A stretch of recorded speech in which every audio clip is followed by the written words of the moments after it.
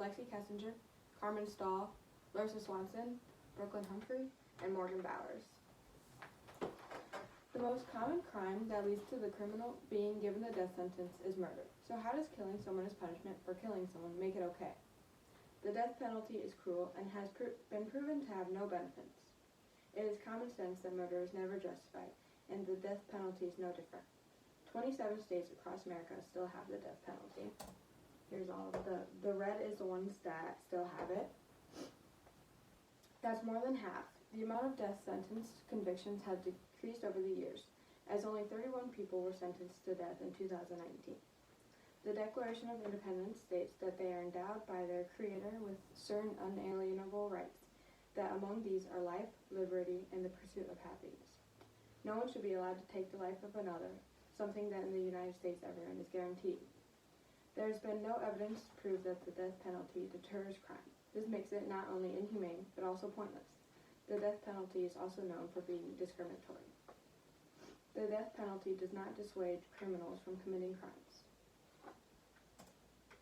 Here's a graph that shows the murders in the states with the death penalty is the red, and then murders in states without the death penalty. America's South has the highest murder rate, yet they are responsible for 81% of all executions in the country. Emmeline Silken Huberty says that if the death penalty is not only inhumane, discriminatory, and arbitrary, but often claims innocent lives and doesn't even prevent crime, then why should it still exist? The death penalty is extremely harmful to society and continues to hold us back as a whole. The American Civil Liberties Union says that in a survey of police chiefs nationwide, it was widely agreed that the death penalty ranks lowest amongst deterrents of crime.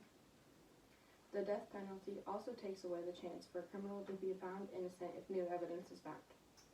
Over 156 people have been released from death row because of their innocence.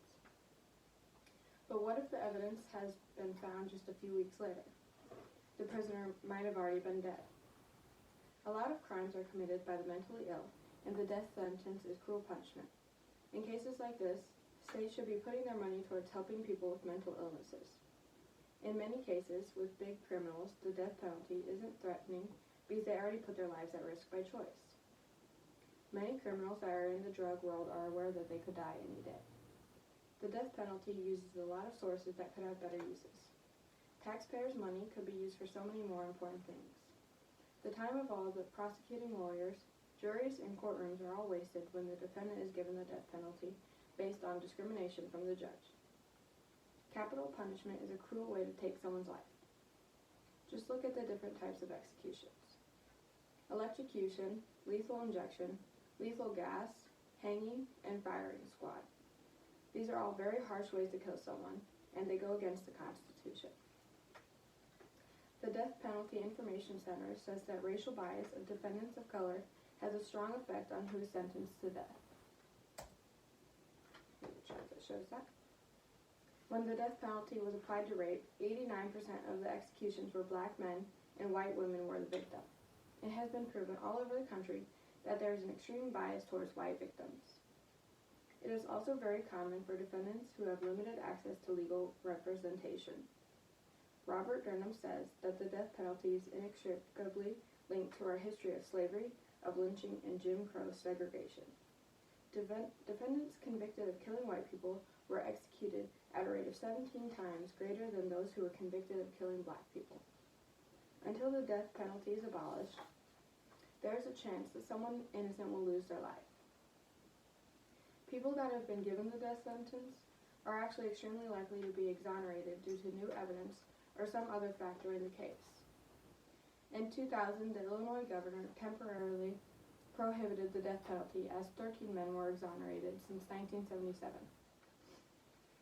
Some people believe that the death penalty is okay because something as harsh as death is necessary punishment for the worst crimes. I can see where someone would be coming from this point. However, I would simply like to argue that is it really worth it? Criminals that commit crimes like murder usually don't feel remorse for their victims or their crimes. They might not even care if they die, as they are still given recognition for their crimes. Other criminals need actual help and not harsh and cruel punishments. Some people also believe that the death penalty gives the victims and their families justice, but the crime has already been committed.